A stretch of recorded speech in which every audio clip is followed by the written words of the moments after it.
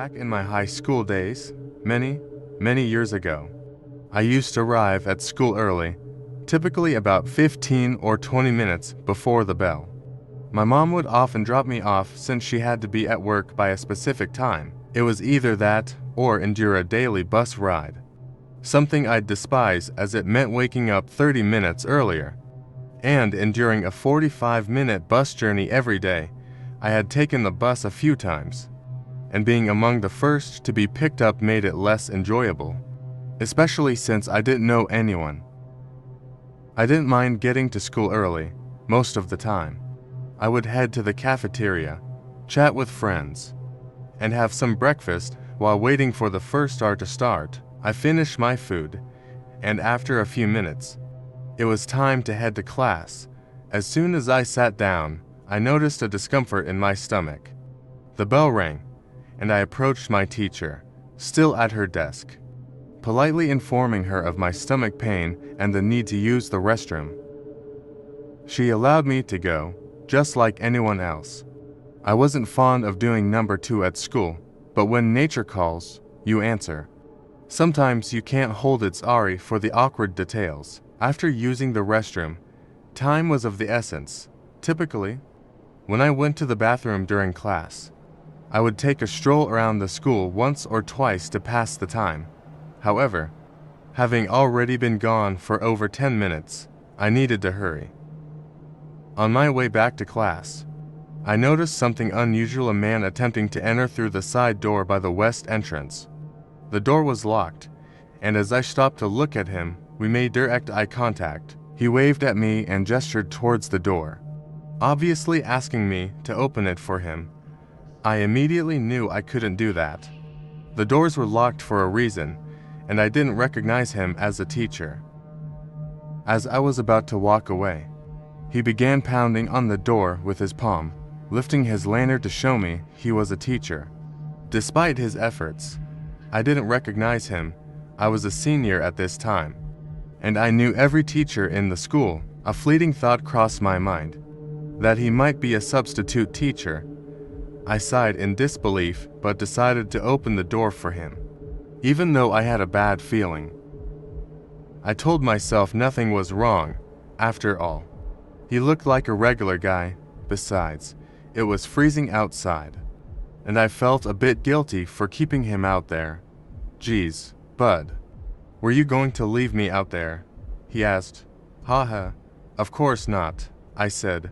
"Sorry about that. I just woke up a few minutes ago, and I'm a bit distracted.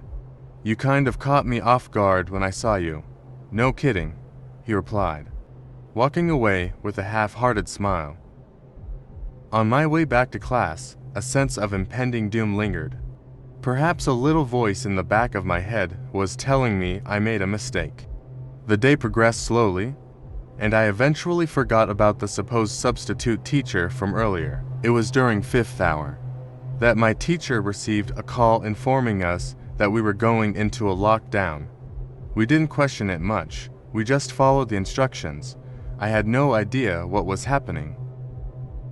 Thoughts of the man I saw earlier crossed my mind, but that was so long ago that I doubted he could be the reason for the lockdown. We sat there for over an hour, and when the lockdown was finally lifted, school ended at the usual time, and we received no answers. My teacher mentioned she wasn't allowed to talk about it. Thankfully, later that night, when I got home, my older sister, who was in college at the time, called me and asked if I was okay. She mentioned hearing about the lockdown and a man going around the school pretending to be a teacher, trying to talk to kids and lure them out to his truck. I couldn't believe it. Still, to this day, I never told the school that I accidentally let that man in. I've never told anyone, not even my family or friends, including my sister. I feel extremely guilty and embarrassed for letting that man inside. He could have harmed someone badly. But I'm just glad everything turned out okay. It's crazy that he went unnoticed all day at school as a disguised teacher and was only caught when a student reported to the office that he tried to flirt with her, attempting to take her out to his truck. He sneaked out through one of the back doors and was never caught. All we really know is what he looks like and that he drives an old, beat-up red truck. Hopefully, he doesn't come back, but I guess there's no way of knowing if he will.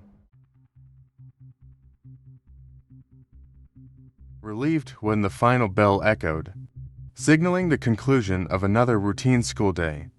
My friends Jake and Sophia had plans to hang out after school. We decided to explore a nearby trail, just a half-mile walk from the school, intending to visit a spot we hadn't explored before. Both Jake and Sophia were 16, and as the oldest at 17, I felt a sense of responsibility to keep us in order. During our walk to the trail, we engaged in typical teenage conversations about upcoming exams, weekend plans, and the latest gossip, covering everything from the boys on the football team to the not-so-popular girls. As we entered the woods, the air grew cooler, and the forest seemed to envelop us. Fallen leaves beneath our shoes broke the quietness. Over the next 15 minutes or so, we continued chatting about various topics as we ventured through the woods. Eventually, we veered off the trail a bit when I suggested getting back on track. Jake and Sophia had no intention of heeding my advice, stuck with their choice. It wasn't dark, but the cloudy day hinted at an approaching storm. Realizing we needed to head home, and conveniently living in the same neighborhood near the school, we had about 20 minutes before reaching home. As we chatted some more, I jokingly remarked about the impending storm, imagining the inconvenience of getting soaked. Suddenly, Jake stopped, his eyes fixed on something ahead. We followed his gaze to a small clearing where an old, beat-up tent stood abandoned and weathered. Despite the strangeness, curiosity led us closer. As we approached, an uneasy feeling crept over me, and Jake nervously joked about a potential serial killer in the woods. Our laughter ceased when a figure emerged from the shadows, a man more worn and disheveled than the tent itself. With a wide-eyed grin, the man rambled incoherently, muttering about his lost daughter. We couldn't understand him well, but it seemed he was distraught about something. When he noticed us, his demeanor shifted, and he didn't seem pleased to have company. Unsettled, we exchanged uneasy glances, silently agreeing to leave. However, the man blocked our path, locking his eyes onto us. His speech became more frenzied, demanding our help and pleading for assistance in finding his daughter. Sophia stepped back, her voice trembling as she tried to reason with him, but he grew more agitated. In a sudden outburst, he grabbed Sophia's arm, and panic set in. We scrambled to free her, Jake pushing the man away. Sprinting back down the trail, the man's screams echoed behind us, vowing that it wasn't over. Thankfully, he didn't pursue us, and we didn't stop until we reached the main road. Catching our breath, we glanced back, but the man was nowhere in sight. We called the police, and they arrived shortly, leading them back to the trail. There was no sign of the man or the abandoned tent. The officers assured us they would continue the search, patrolling the area and advising us to stay away from the woods for our safety. Parting ways that night, I couldn't shake the terror that the man might reappear when I was alone. Sleep eluded me in the following weeks, the scene replaying in my mind. The thought of that man lurking in the woods left me traumatized. The days that followed were a mix of relief and lingering dread. We never spoke of that encounter again, silently agreeing to bury the memory. School wasn't my favorite, but Miss Emma's class always made the typical school day more enjoyable.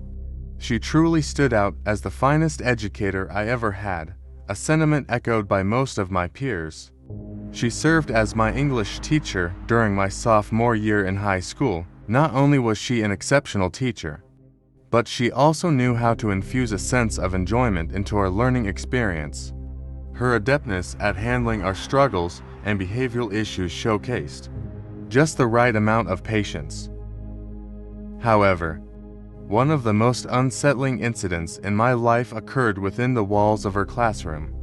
It was a Wednesday, and just before transitioning to the next class, Miss Emma stopped me on my way out. She wanted to commend me for acing the recent test, and, expressing my gratitude, I proceeded to my next period. Yet, after covering a mere 5 steps, the principal's voice crackled over the intercom. Teachers and students, seek the nearest classroom immediately. Lock the doors. This is a lockdown, not a drill, for those who can relate. The sheer fear upon hearing such news is hard to articulate. Lockdown drills are disconcerting on their own, but when the principal emphasizes it's not a drill, the anxiety intensifies, especially given the prevalent school shootings in America.